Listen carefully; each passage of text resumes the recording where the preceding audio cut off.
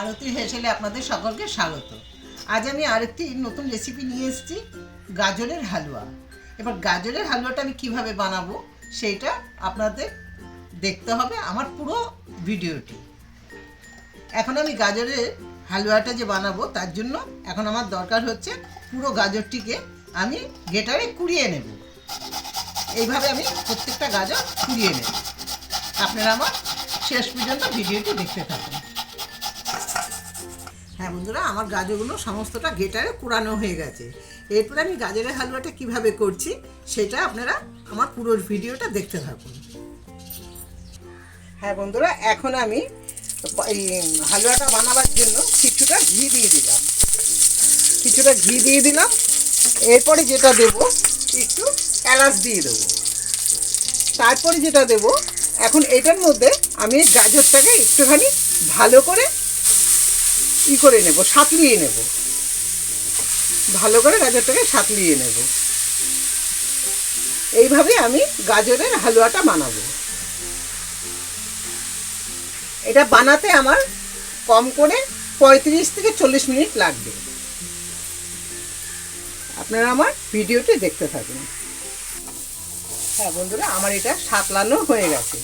এবার দেবো সেটা হচ্ছে চিনি দেব।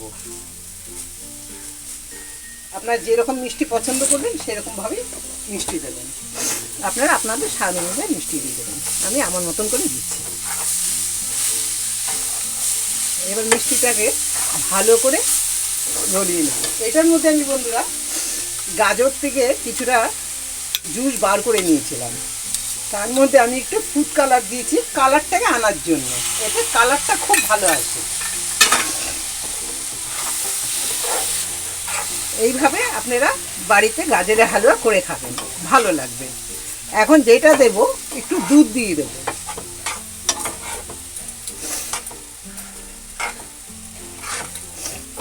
আগে ওটার মধ্যে দুধ মেশানোই ছিল, প্রায় 2 কাপের মতন আমি দুধ দিয়ে দিলাম।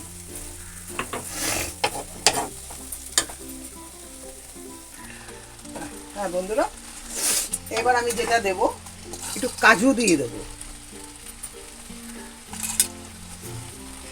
তার সাথে দিয়ে দেবো বেশ কিছুটা কিশমিশ। হ্যাঁ বন্ধুরা, আমি আর একটা কথা বলতে ভুলে গেছি। এখানে আমি সামান্য একটুখানি 1 চিমটি নুন দিয়ে দিয়েছিলাম। আমি যে কোনো পায়েস হোক বা হালুয়া হোক, মিষ্টি জিনিসে আমি সামান্য একটুখানি নুন দিই। কারণ তাহলে কি খেতে একটু টেস্ট হয়, ব্যালেন্সটা ঠিক থাকে। যে মিষ্টির সাথে যে নুনের সামান্য একটুখানি, ওটার ব্যালেন্সটা খুব ভালো হয়। খেতে একটু অন্যরকম টেস্ট হয়, ভালো লাগে খেতে। যার কারণে আমি এটা সবসময় দিয়ে থাকি। এবার বন্ধুরা, এইটা হতে আমার আরও 7-8 মিনিট লাগবে এটাকে টেনে নিতে। তাহলে আমার গাজরের হালুয়াটা কমপ্লিট হয়ে যাবে।